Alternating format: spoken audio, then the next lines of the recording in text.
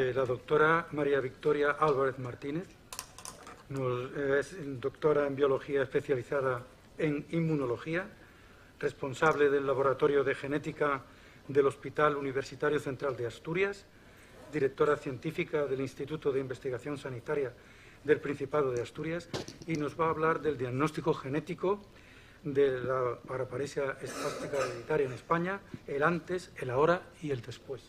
Adelante, por favor. Bueno, pues en primer lugar, muchas gracias a la asociación por estar otra vez aquí después del año 2007, que fue el último año que estuve. Muchas gracias a María Jesús, a la que he tenido el gusto de conocer hace poco, y a Paco, al que conozco hace muchísimos años, porque leí en la revista SEN que decía que no se hacía estudio genético de paraparesia espástica en España, y en Asturias estábamos empezando a hacerlo, a cachitos, a cachitos. Entonces, bueno, yo como mi charla la he decidido titular Antes, Ahora y el Futuro, he robado de la página web de la asociación este post con motivo de la celebración del Día de la Paraparesia Espástica, que es el próximo lunes, este es del año pasado. Entonces tenemos el antes, que viene representado por todo lo que nos contó ayer el doctor Berciano, toda la historia de las atasias paraparesias, porque yo diría, al final vamos a hablar de un espectro atasia, paraparesia, neuropatía. Todo eso que ya sabíamos que había un componente genético de las enfermedades. Llegamos a una hora donde estamos con las nuevas tecnologías de secuenciación masiva, el exoma clínico completo, el genoma, luego les explicaré un poquito qué es esto, los fármacos, pero que son tratamientos paliativos. ¿Y qué sería el futuro? ¿Qué debería de ser? Pues esto que estábamos hablando, pues medicina personalizada, prevención secundaria. Les contaré algunas cosillas que se están haciendo, pero el que otras enfermedades de motoneurona, como la atrofia muscular espinal, ya tengan un tratamiento personalizado, da pistas y da esperanzas. Y la prevención primaria, a través del diagnóstico de portadores en la población, y que esos portadores puedan cortar la transmisión de la enfermedad a través de los diagnósticos prenatales. Todo eso es el futuro que nos espera. La terapia génica, a ver si paso bien. Entonces, yo, como dije ayer, a mí me gusta más el término minoritarias que raras, porque raras dice, esta persona es rara, no, esta persona tiene una enfermedad minoritaria. Entonces, bueno, es una preferencia personal, aunque hay que sumarse pues a las corrientes internacionales que dicen rare diseases. Entonces, enfermedades minoritarias en el siglo XXI, es decir, estamos ante un nuevo abordaje totalmente distinto al que teníamos en el siglo pasado o al que teníamos hace 20 años. ¿Y qué son estas enfermedades minoritarias? Pues definirlas por frecuencia, bueno, pues una de cada 2.000, una que aparece entre una de cada 2.000 personas de la población, son crónicas, degenerativas, y pongo ahí sin tratamiento con interrogantes porque eso no es así ya. Hay muchos ejemplos ya de enfermedades minoritarias, la atrofia muscular espinal, la fibrosis quística de páncreas, la maurosis congénita de Leber, por citar 3, que tienen ya un tratamiento, es decir, y son enfermedades raras, ya tienen un tratamiento personalizado, medicina de precisión, medicina personalizada de precisión, es el término más correcto. El 80% de ellos son genéticas, el 45% de estas enfermedades, y aquí entraríamos en las atasias, paraparesias, neuropatías, tienen afectación neurológica. Se calcula que en el mundo existen unas 7.000, 8.000 enfermedades raras. Esta diapositiva es de hace un año y ya posiblemente no esté actualizada, pero la esperanza es que hay muchos proyectos de investigación en marcha sobre estas enfermedades raras. Bueno, y esto de la genética y las enfermedades, ¿cuándo empezó? Bueno, pues desde hace muchísimos años se sabía que había un componente genético de las enfermedades, porque se veían familias donde había varios individuos afectados, había gemelos que tenían la misma enfermedad, estudios de epidemiología, y empezamos a dar pinceladas, empezamos a descubrir algunos genes. El primero fue el de la fibrosis quística, luego el de la corea de Huntington, y en el caso de las paraparesias, antes del año 2000, pues ya conocíamos al SPAS, ya conocíamos a la clastina, el SPG3A, el SPG4, y se podían ir haciendo cosillas en centros de estos que eran de referencia súper especializados. Pero llegó el año 2000 y Bill Clinton, que los más mayores lo conocemos, que fue presidente de Estados Unidos y también famoso por cosas más allá de la pura presidencia, presentó junto a Craig Venter y Francis Collins el proyecto del mapa del genoma humano. Les digo que no quiero extenderme mucho tiempo, pero bueno, como anécdota, estos dos señores pertenecían uno a un consorcio público y otro a un consorcio privado, que los dos estaban trabajando en el mapa del genoma humano y se pusieron de acuerdo para presentar este borrador del mapa del genoma humano, que es uno de los mayores hitos de la ciencia y de la medicina, que yo creo de todos los siglos que pueda haber.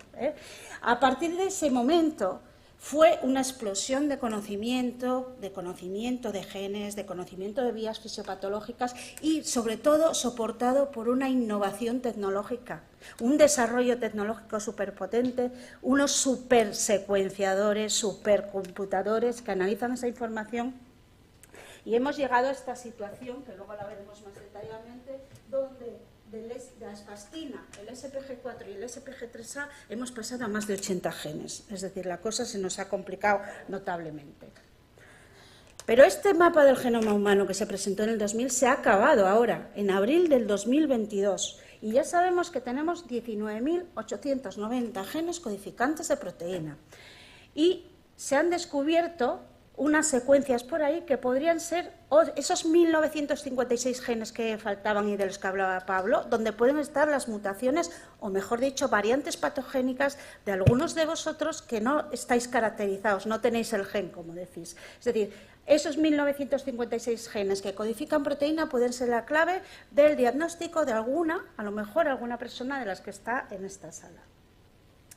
4 pinceladas para los menos expertos en genética y sobre todo para la gente joven, que se lo explicarán en los colegios.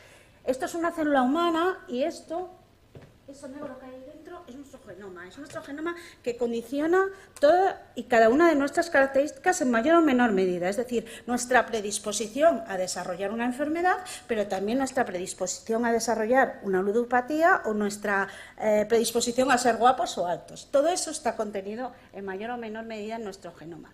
Y nuestro genoma está compartimentalizado, está como partido en esta especie de choricitos, diría yo, que son los cromosomas. ¿Y qué son los cromosomas? Estos son los cromosomas. Tenemos la especie humana, tenemos 22 parejas de autosomas y una pareja de cromosomas sexuales. Por eso, el gen SPG4 está en un cromosoma, el gen SPG3A está en otro, el SPG11 en otro. Un 50% de estos cromosomas vienen del padre y otro de la madre. Y ordenadamente, es decir, del 1, uno tiene que venir del padre y otro de la madre, del 2, uno del padre y otro de la madre. Y si eso no es así, aparecen enfermedades, algunas no ligadas a la paraparesia, son patologías congénitas pediátricas como síndrome Prader-Willi o síndrome Sandelman. ¿Y qué son los cromosomas entonces? Pues los cromosomas son una secuencia de letras, A, C, G, T, que se disponen de forma secuencial para dar lugar a una serie de mensajes específicos en la célula, que esos son los genes. Los genes son mensajes contenidos en ese núcleo celular que le dicen a la célula lo que tiene que hacer. ¿Y cómo hace eso? Esta información está codificada. Es como cuando había Canal Plus y había los descodificadores y los que siguen existiendo ahora. Hay que descodificarla y ahí están todos los mecanismos celulares de transcripción celular que leen esa secuencia de letras de 3 en 3 y dan lugar a unas cosas que se llaman las proteínas. Las proteínas son las proteínas que llevan a cabo el mensaje que está contenido en los genes, son las efectoras. Un ejemplo muy sencillo. Las células tienen que nuestro organismo tiene que regular el metabolismo de la glucosa. Lo hace a través de la insulina. Bueno, pues hay un gen que codifica la insulina, que es el que le dice a las células que tiene que controlar el metabolismo de la glucosa. Y eso es así para cualquier gen, ¿no? Pues en el caso de la spastina, pues codifica un gen que participa en el ensamblaje de unas estructuras que se llaman microtúbulos y que son vitales para el transporte axonal. Bueno, esos mensajes de los genes humanos son los mismos en todos los individuos de la misma especie, pero como todo en esta vida hay variación genética, hay variación. Y esa variación se llama variación genética, que puede ser de 2 grandes tipos. Una, a ver, ¿cómo voy para atrás en esto? ¿No? ¿Dónde estoy ahora? Estoy viendo. ¿Ahora? que me he descompensado. A ver. Bueno, esa variación genética puede ser de dos grandes tipos. Variación genética que llamamos blanda o polimorfismo, que lo único que hace es que seamos diferentes.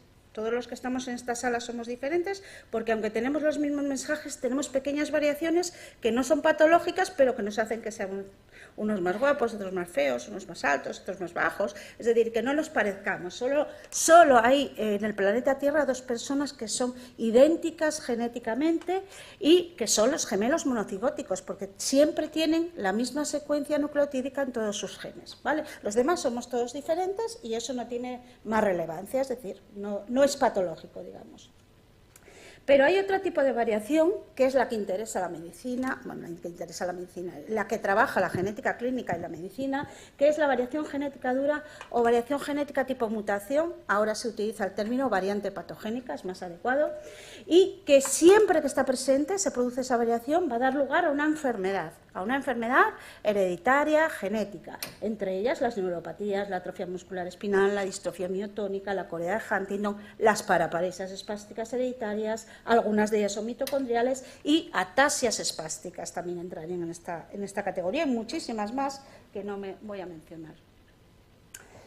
Bueno, ¿y qué tipos de test genéticos? Lo que trabaja la genética en los hospitales o los centros privados, los test genéticos que practica tienen tres finalidades. Ser diagnósticos, es decir, buscar la variante patogénica que causa la enfermedad en la persona que consulta, es decir, confirmativos llamamos de sospecha clínica. Pues llega una persona con sospecha de paraparesia espástica hereditaria, ahora le pasamos un superpanel que tenemos y ya encontramos una variante patogénica en el gen SPG-atlastina y la catalogamos de paraparesia espástica SPG3A. Por el otro lado están los predictivos, es decir, una persona que sea sana puede hacerse un test genético para saber si tiene la misma variante patogénica que tiene su padre o su madre, sin que tenga ningún tipo de síntomas. Luego veremos por qué se hace esto las personas en el contexto de esta enfermedad. Es decir, podemos predecir anticipadamente si vamos a tener o no la enfermedad que tiene nuestro padre o nuestra madre. Y prenatales, es decir, si yo me he hecho un test predictivo, pero quiero tener hijos, puedo recurrir, y el sistema de salud así me lo permite, a un test prenatal si me he quedado embarazada y quiero saber si el feto tiene o no la variante patogénica, o luego hablará alguien del diagnóstico genético preimplantacional, que también está en cartera de servicios del Ministerio, es hacer una fecundación in vitro y sobre los embriones hacer el análisis. Y el que tenga la variante no se implanta y el que no la tenga se implanta. Tres cuestiones importantes, y tal como dijo ayer el doctor Berciano, no se puede hacer ningún análisis genético que no venga soportado por una historia clínica, prescrito por un médico con una historia clínica, y que no tengamos la seguridad de que se ha firmado un consentimiento informado. Son las únicas pruebas de laboratorio que llevan un consentimiento informado, y esto está regulado por ley, y es la Ley de Investigación Biomédica 14/2007.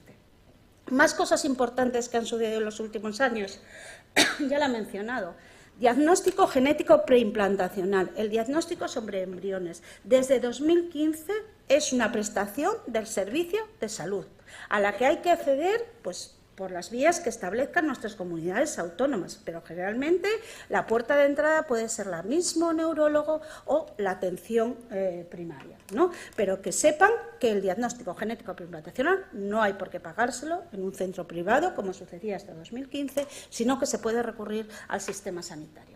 Y una cosa muy importante y que liga con lo que decía el doctor Pablo Lapuncina, ahora mismo el Ministerio está revisando la cartera de servicios básica común de genética, que ya se va a llamar de genética y genómica, para incluir pues, todo esto de lo que hablábamos, los grandes estudios masivos, el exoma clínico completo y, en un futuro, cuando esté validado, el genoma clínico. Es decir, el Ministerio ya está haciendo una apuesta firme por implantar en su cartera de servicios común, lo cual es muy importante porque aplicará a todas las comunidades autónomas este tipo de prestaciones.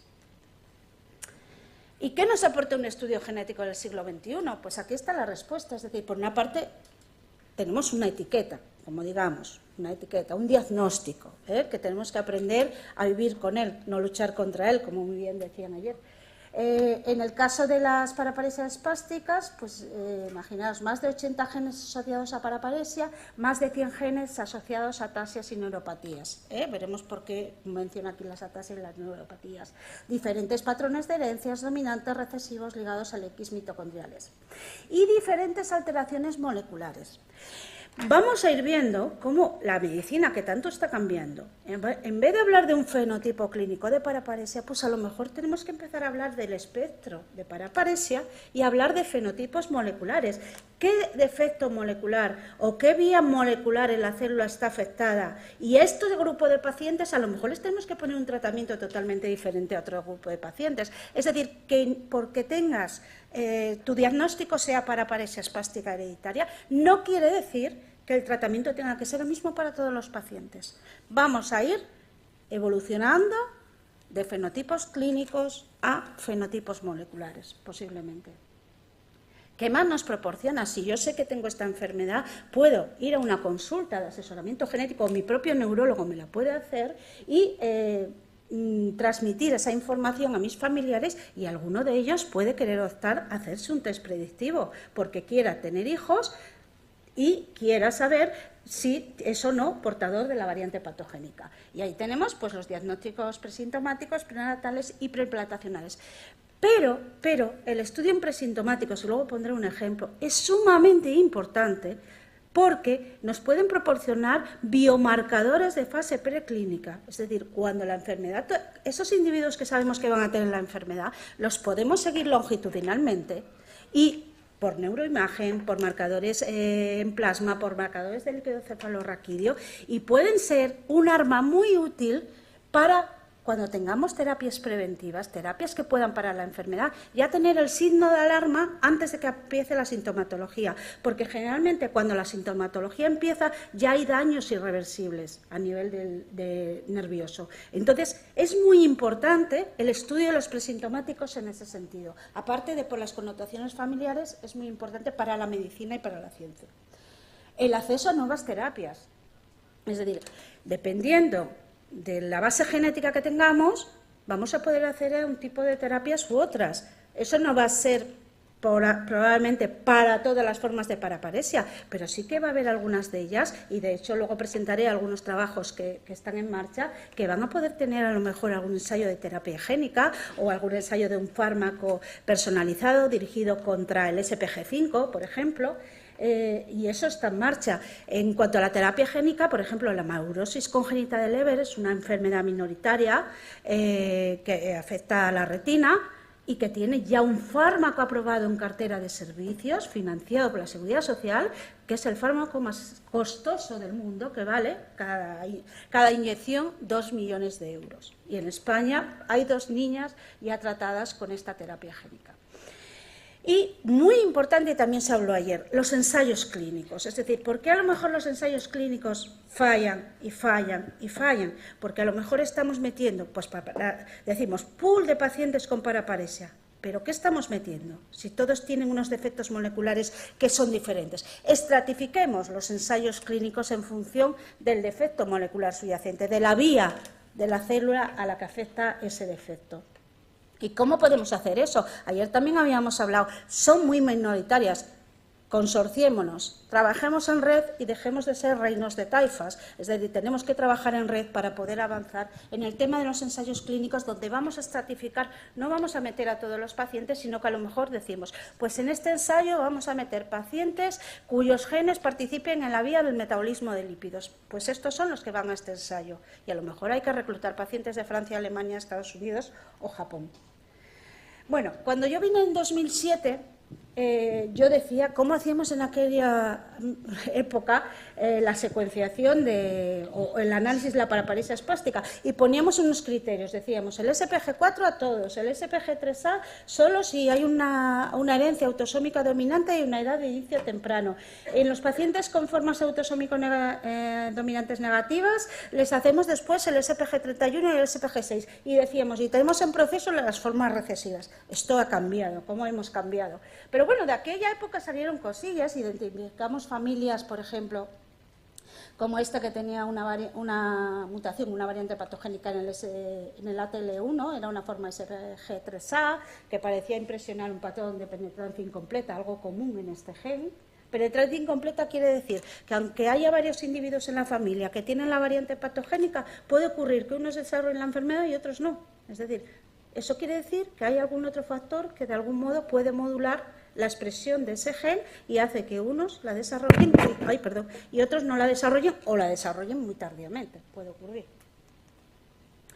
Y de todo aquello salió este trabajo del que me siento muy orgullosa, porque fue un estudio colaborativo con los mayores expertos en paraparesia espástica de España desde el punto de vista clínico, entre los que está el doctor Arpa o el doctor Gámez, y fue un trabajo con 370 pacientes de paraparesia espástica hereditaria y también continuamos trabajando a nivel de SPG7, a nivel de esos factores moduladores que he hablado, que pueden modular que tú desarrolles o no la enfermedad, localizados en la mitocondria, y también establecimos colaboraciones con el doctor Bitt, que ya no se dedica a la paraparesia espástica, que era un experto en investigación básica de paraparesia, para aclarar algunos mecanismos moleculares, por ejemplo, en SPG31. Pero estando en esto llegó la secuenciación masiva y llegó a los hospitales y se comenzaron a comprar secuenciadores masivos en los hospitales y empezamos a hacer secuenciación masiva dirigida, es decir, paneles de genes que llamamos. Un panel de genes es que seleccionamos de la base de datos de genes todos aquellos que puedan tener relación con la enfermedad que queremos estudiar. Si es paraparesia, si es atasia, si es demencia frontotemporal. Eso se hacía así antes, pero les voy a ir contando porque se ha ido cambiando. Entonces llego al sistema público de salud y comenzamos a implantarlo, comenzamos a cambiar nuestra metodología, ya no nos importaba si era autosómico dominante, si la edad de inicio era temprana, siempre tenía que venir con un informe clínico y con un consentimiento informado. Eso, clave. Pero por lo demás no nos importaba ya mucho más. Nos lo metíamos a la máquina, como decimos.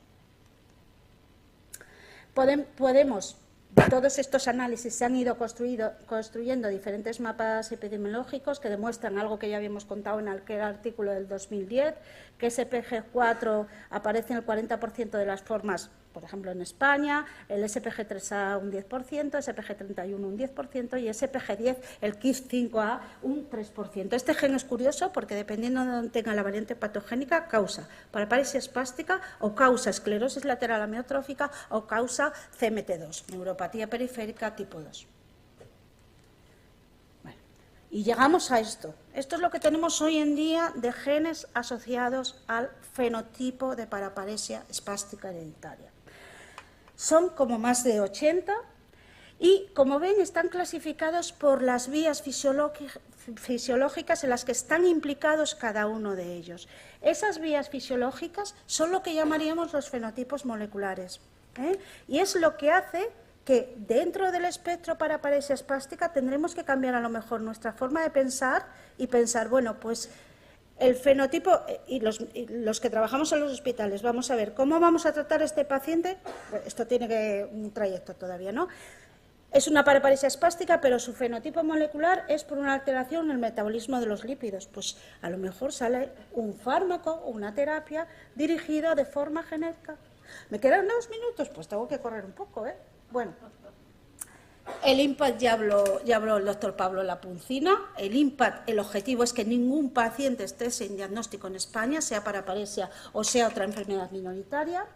Bueno, pero esto sí lo tengo que contar. Se nos complican las cosas porque empiezan a aparecer relaciones de los genes de paraparesia con esclerosis lateral primaria, con las atasias espásticas.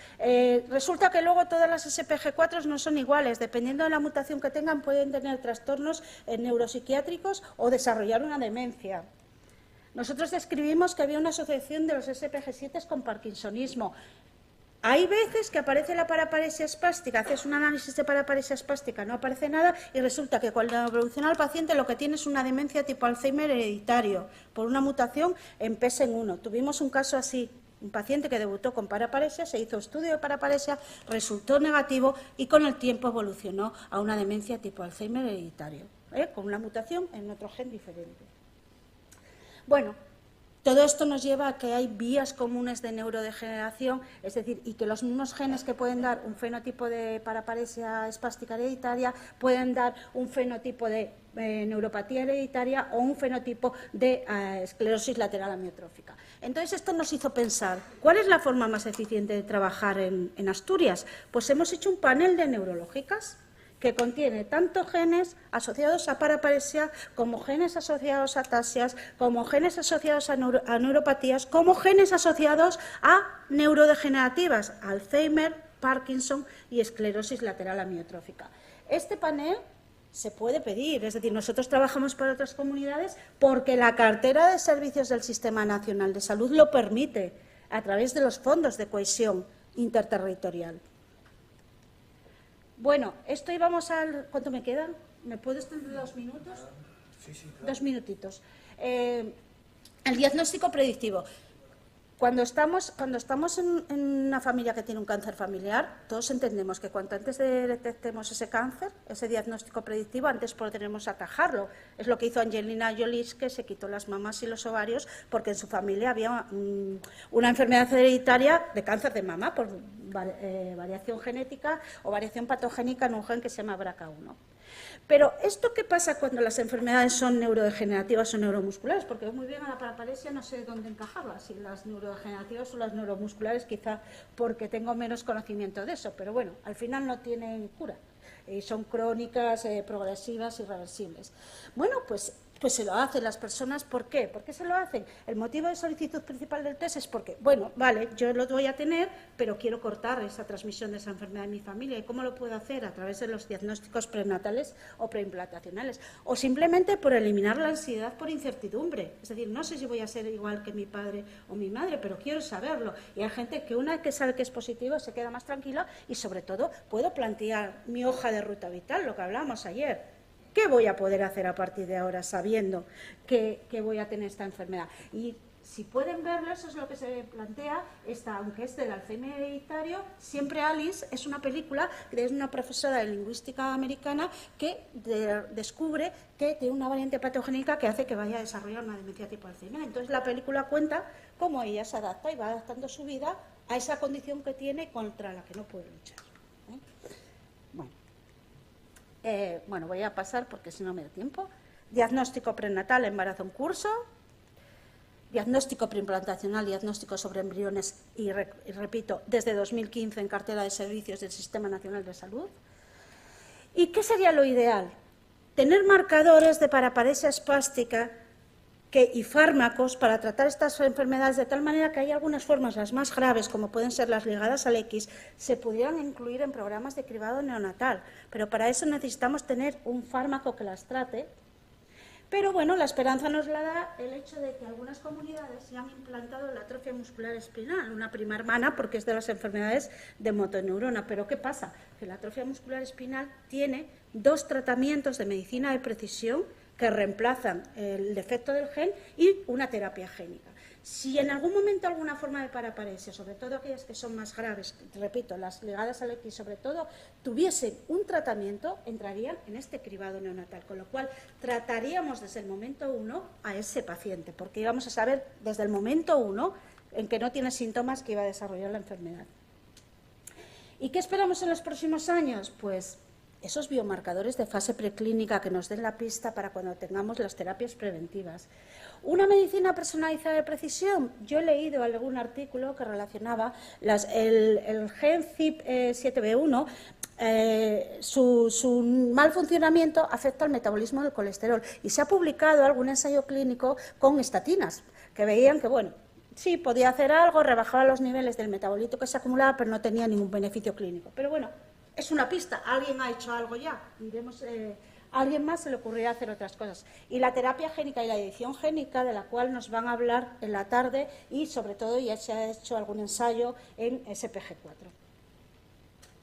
Y la esperanza son los consorcios, es decir, no hay otra manera de trabajar en enfermedades minoritarias más que esta. Y ya contó el doctor Pablo Lapuncina que es esperable que de aquí a 2027 haya 1000 tratamientos más de medicina personalizada. Espero que alguno cubra el espectro para paresias, neuropatías, atasias, alguno venga hacia aquí, ¿no? Y la ministra ha anunciado hace poco que el Sistema Nacional tiene como objetivo avanzar en la medicina personalizada de precisión, y para eso tiene un montón de millones. Y todavía leía esta mañana que parte de ese montón de millones, aparte, bueno, pues a innovación tecnológica, se van a ir a las enfermedades raras. Y nada, esto es simplemente una reflexión final, que hoy en día tenemos que mirar con esperanza al futuro de las enfermedades minoritarias, pero solo trabajando en equipo y trabajando en consorcios y formando parte de redes, porque esto nos va a permitir compartir conocimiento y tener posiblemente más éxito en los ensayos clínicos y discutir esos casos clínicos a los que no llegamos a ponernos de acuerdo. Por ejemplo, eso hacen las redes europeas. Y nada más, y no quiero robar más tiempo a nadie. Muchísimas gracias.